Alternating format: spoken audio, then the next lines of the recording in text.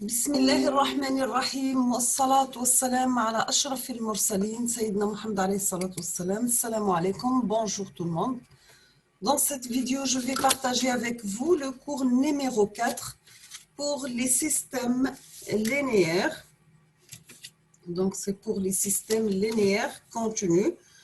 On va voir aujourd'hui définition, caractérisation temporelle et fréquentielle.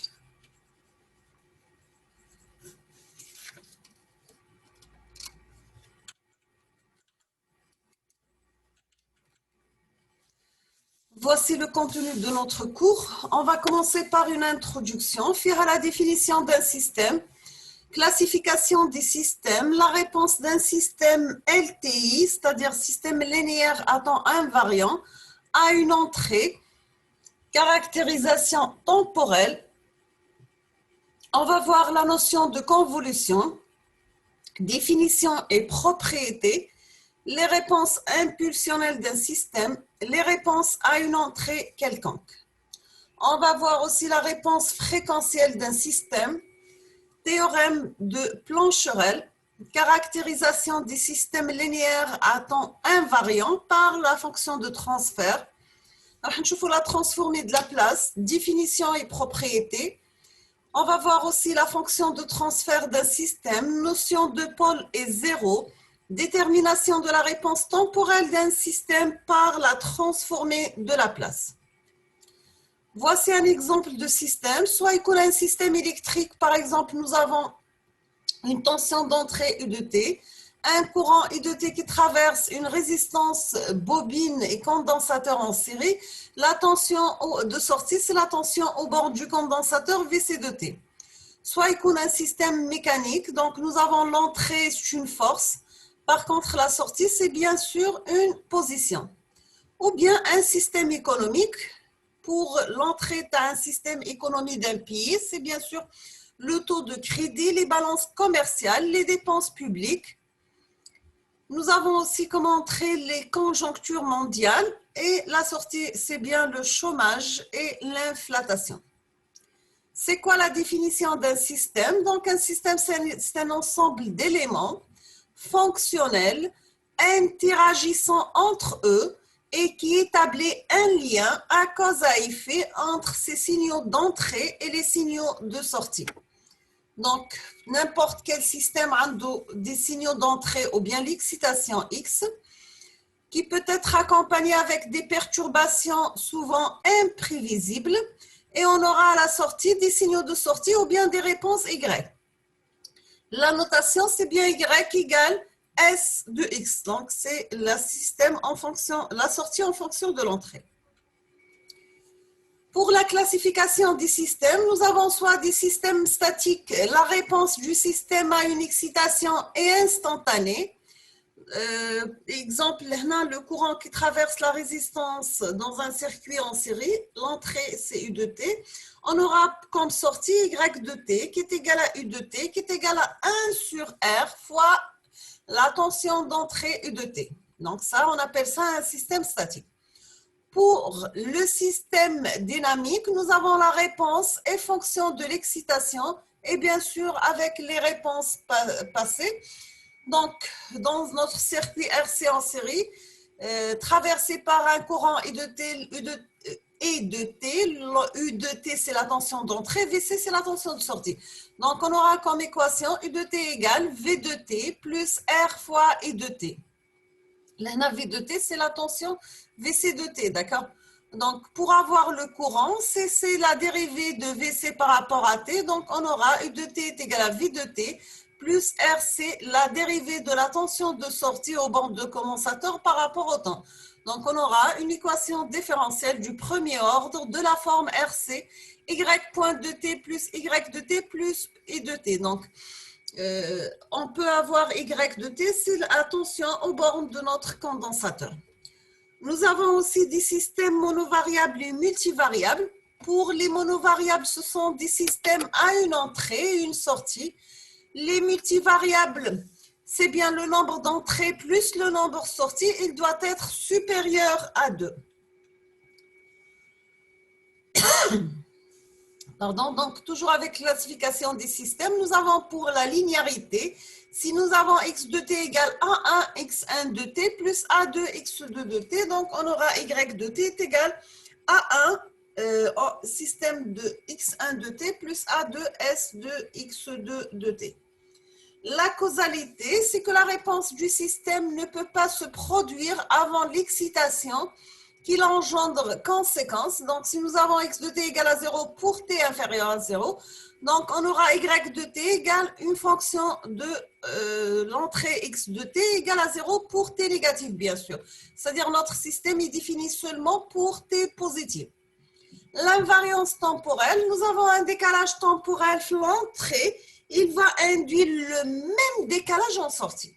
Sachant que la réponse du système est invariante par translation dans le temps, le système est dit alors invariant. Donc, si nous avons y de t en fonction de l'entrée x de t, on aura y de t moins t0 en fonction de l'entrée x tout lit fait un décalage de t moins t0. On peut parler aussi de la stabilité. On dit qu'un système est stable, c'est en réponse à une entrée bornée. Sa sortie est bornée, c'est-à-dire il existe mx, sachant que la valeur absolue de x de t soit inférieure à mx. Donc, il existe my, y égale en fonction de l'entrée x de t, soit inférieur en valeur absolue, soit inférieur à my. Dans ce cas, vous voyez ici, on peut dire que notre système il est instable. Par contre, ici, il est stable. Donc, un système qui est perturbé revient à son état initial après disparition de la perturbation. Comme exemple, nous avons un tachymètre. L'entrée, c'est la vitesse d'un véhicule VDT. La sortie, c'est la position angulaire de l'aiguille θ de t. La propriété, c'est bien sûr linéarité, causale, invariant. Exemple de système, soit qu'on a un système non linéaire, c'est-à-dire l'auteur d'une vague en fonction du vent, non causal, retour vers le futur, non invariant, donc y de t égale à t par x de t. Le parc-mètre, le tarif dépend de l'heure. Dans la suite, on va étudier les systèmes monovariables, continués, linéaires, à temps invariant. Donc, on peut les mettre tout simplement sous la forme des systèmes LT, linéaires, à temps invariant. Quelles sont les caractéristiques d'un système linéaire à temps variant? C'est bien la première des choses, c'est la relation entrée sortie. La plus courante, c'est bien l'équation différentielle linéaire à coefficient constant. Donc, nous avons an y à la puissance 1 de t jusqu'à l'arrivée de a1 y1 de t plus a0 y de t, y à la puissance 0 de t, donc là, b0 égale à bm xm de t jusqu'à l'arrivée de b1 x1 de t plus b0 x à la puissance 0. D'accord, là, la même chose, là, c'est y à la puissance 0, c'est ralt à la formule. Donc, on aura y de i égale la dérivée im de y de t par rapport à t. Donc, c'est la dérivée d'ordre i. Les caractérisations complètes du système par la connaissance des coefficients. Nous avons la sortie y de t, elle est calculable par la connaissance de x de t. Nous avons un exemple, si nous avons un système RLC en série avec une tension d'entrée U de t, le courant E de t qui traverse ses composants, la tension de sortie, c'est la tension aux bornes de condensateur, Vc de t. L'entrée du système X de t, c'est la tension U de t. La sortie Y de t, c'est la tension aux bornes du condensateur. Donc, en appliquant la loi d'électricité, on n'aura que la résistance fois le courant, plus la bobine, la dérivée du courant par rapport à t, plus la tension aux bornes du condensateur, c'est égal à la tension d'entrée.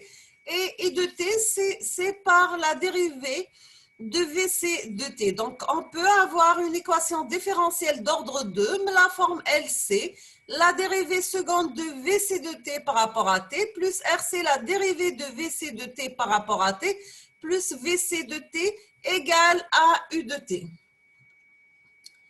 Quelle est la caractérisation d'un système linéaire à temps invariant? On va commencer par la réponse impulsionnelle. Nous avons toujours la réponse impulsionnelle d'un système et sa réponse à une entrée sous forme d'impulsion de Dirac. Donc, l'entrée coûte une impulsion de Dirac. La sortie, c'est H de T. Donc, H de T, c'est un système de l'entrée Dirac de T. Quels sont les avantages de la réponse impulsionnelle?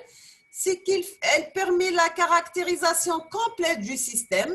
Elle permet de calculer la sortie du système linéaire à temps invariant pour d'autres signaux d'entrée. Mais comment calculer la sortie du système avec un signal d'entrée quelconque? À partir de la réponse impulsionnelle. Donc, pour répondre à ça, il faut passer par la notion de convolution. Pour la notion de convolution, on va commencer toujours par la définition. Donc, on appelle produit de convolution de deux signaux, f de t et g de t. On note f étoile g, l'expression suivante. Donc, nous avons f de t, pardon, un produit de convolution avec g de t, donc étoile g de t, c'est l'intégrale de moins l'infini à plus l'infini de f de taux par g de t moins taux des taux. Donc ça ressemble beaucoup à une corrélation, sachant que la corrélation entre fg de taux égale l'intégrale de moins l'infini à plus l'infini de f de t par g de t moins taux des taux. Donc, mais pour la convolution, nous avons un des signaux et inversé. D'accord? Donc, ça, c'est la corrélation, ça, c'est la convolution.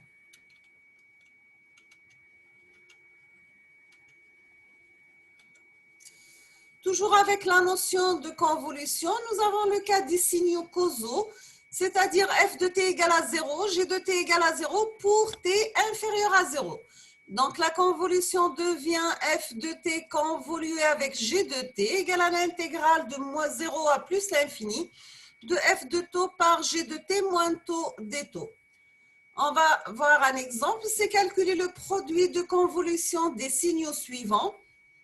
Donc, nous avons f de t, c'est une fonction porte d'amplitude égale à a, comprise entre T1 et T2. G de t, c'est une exponentielle décroissante causale, donc multipliée par l'échelon, et a, elle est positive.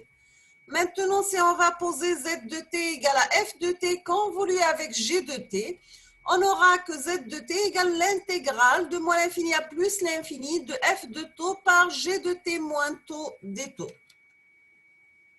Donc, vous voyez ici, donc on aura la fonction d'entrée, mais avec g de t qui est inversée.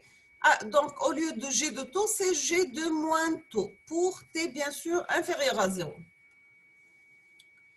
Donc, on aura z de t, c'est l'intégrale de moins l'infini à plus l'infini de f de taux exponentielle moins a fois t moins taux par la fonction porte de t moins taux des taux à la fin. On aura z de t, c'est l'intégrale de 0 à t de f de taux exponentielle moins a t moins taux des taux. D'accord? Donc, on distingue trois cas. Le premier cas pour t inférieur à t1, donc on aura f de taux égale à 0. Donc, le produit z de t sera nul. Deuxième cas, c'est pour t compris entre t1 et t2. Donc, on aura z de t, c'est l'intégrale t1, t2 de a exponentielle moins a par t moins taux des taux. Donc, on trouve z de t égale à a sur grand A sur petit a fois 1 moins exponentielle moins 1 t moins t1. Troisième cas, nous avons t supérieur à t2. Donc, on aura z de t en intégrale de t1 t2 par a exponentielle moins 1 t moins taux des taux. À la fin, j'aurai z de t me la forme grand A l'amplitude du signal porte exponentielle moins at, la fonction, deuxième fonction, divisée par petit a par exponentielle at2 moins exponentielle moins at1. À la fin, on aura z de t, la forme suivante. Donc, c'est a sur grand A sur petit a multiplié par 1 moins exponentielle moins 1 t2 moins t1 et vous aurez z de t qui aura, elle est tracée en bleu pointillé. Quelles sont les propriétés de la convolution? On va commencer par la commutativité, c'est-à-dire f de t convolué avec g de t égale à g de t convolué avec f de t. Nous avons aussi l'associativité, c'est-à-dire E de t convolué avec F de t convolué avec G de t égale E de t convolué avec le produit résultant de F de t par G de t par F de t, ou bien on prend E de t convolué avec F de t, le résultat de la convolution ma G de t. Troisième propriété, c'est bien la distributivité par rapport à l'addition. Donc, j'ai E de t convolué avec F de t plus G de t, c'est tout simplement E de t convolué avec F de t plus E de t convolué avec G de t. Nous avons l'élément neutre du produit de convolution, c'est bien sûr l'impulsion de Dirac. Donc, j'ai F de t convolué avec Dirac de t égale à F de t. Pour la translation temporelle, donc les convolutions avec un Dirac retardé, la translation temporelle, c'est la convolution avec Dirac retardé. Donc, on aura f de t convolué avec Dirac de t moins t0 égale à f de t moins t0.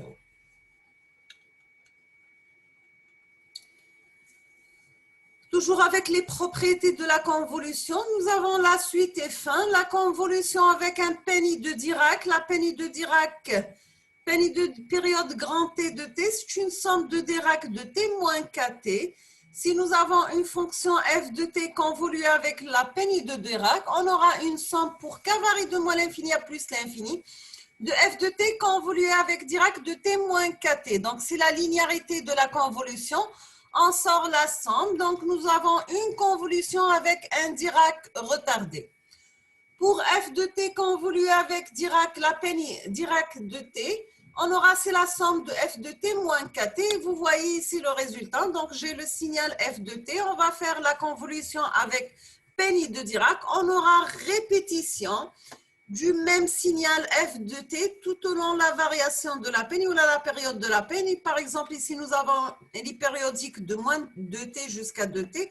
Donc, j'aurai répétition de la même forme du signal, mais la même durée entre moins 2t et plus 2t. On obtient une fonction périodique formée par la recopie de f autour de chaque don.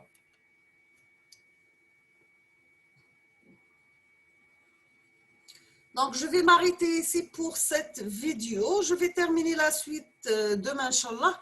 Je vous remercie infiniment pour votre attention. N'hésitez pas si vous avez des questions ou bien des remarques. Et à la prochaine vidéo, Inch'Allah. Merci.